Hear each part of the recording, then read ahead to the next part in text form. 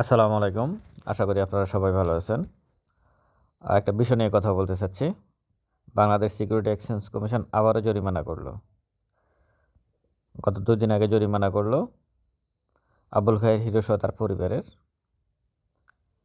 আজকে আবার ১০ ডিসেম্বর মঙ্গলবার ৯৩৫তম সভায় রেজাউল করিম স্বাক্ষরিত টোটাল ১৬ ব্যক্তি এবং প্রতিষ্ঠানকে ১২৬ কোটি টাকা জরিমানা করছে। ১২৬ কোটি। এরা শেয়ার নিয়ে কারসাজি করছে। শেয়ারগুলো হচ্ছে বাংলাদেশ ফাইন্যান্স, এটা ফিন্যান্স সেক্টরের একটা শেয়ার। ওরিয়ন ফার্মা, ফার্মাসিউটিক্যালস গ্রুপের একটা শেয়ার।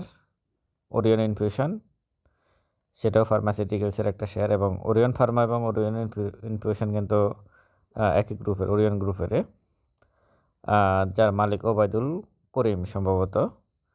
তার বিরুদ্ধে বিভিন্ন রকমের মামলা আছে এবং সম্ভবত তার বিরুদ্ধে এনবিআর থেকেও একটা অভিযোগ আছে এবং হাইকোর্টে তার একটা মামলার রায় আছে।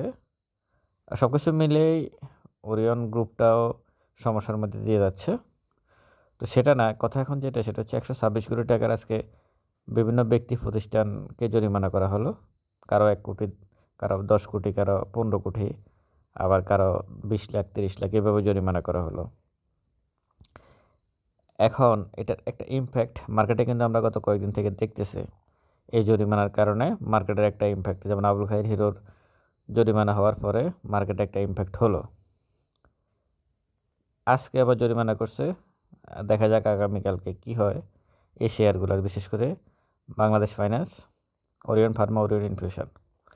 এর বাইরে আরও ২-একটা বিষয় বলতে চাচ্ছি, সেটা হচ্ছে বেক্সিমকো গ্রুপের ৩টা কোম্পানিকে গভীরভাবে কমিশন নিরীক্ষা করবে। একটা বিষয়, বেক্সিমকো গ্রুপের শেয়ার সম্পর্কে দাম বাড়তেছে, বেক্সিমকো ফার্মার ঠিক আছে, তারপরেও ঝামেলার মধ্যে জড়ানো তো দরকার নেই, তাই না? যেখানে অনেক গ্যাদারিং হয়, ঝামেলা হয়, সেই দিক থেকে না গিয়ে অন্যদিকে মুখ ফিরিয়ে নেওয়া ভালো। আরেকটা বিষয় হচ্ছে আব্দুল আওয়াল মিন্টু, উনি হচ্ছে ন্যাশনাল ব্যাংকের বর্তমানে চেয়ারম্যান।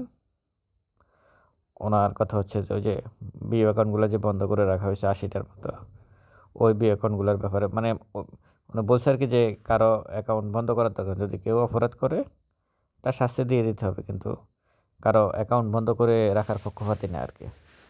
তো সব কিছু মিলিয়ে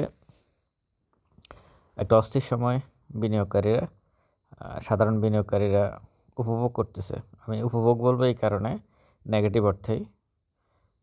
একটু মানে ওয়েট করতে হবে, এখন কিছু করার নাই। যেহেতু কমিশন যে হার্ডলাইনে চলে গেছে, এখানে আসলে খুব বেশি কিছু করার নাই।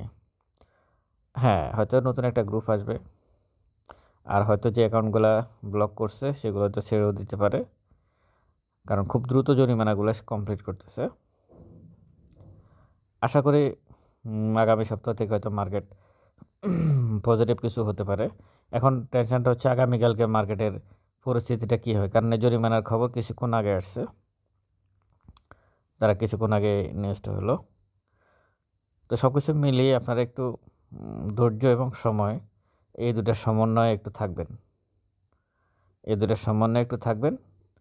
এখানে আসলে খুব বেশি কিছু এই মুহূর্তে জেনারেল ইনভেস্টরদের করার কিছু নাই। এখানে আমরা কিছু করতে পারবো না।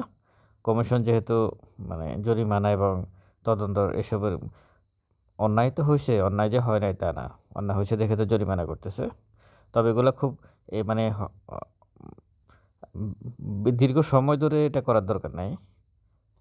তদন্ত একসাথে জরিমানা করে দিয়ে মার্কেটের উপর যে প্রেশারটা, সেটা একসাথে চলে গেলে হয়। প্রতি 5 দিন, 10 দিন পর, 15 দিন, 1 মাস পর জরিমানা করবে, মার্কেটে এটা একটা ইমপ্যাক্ট পড়বে।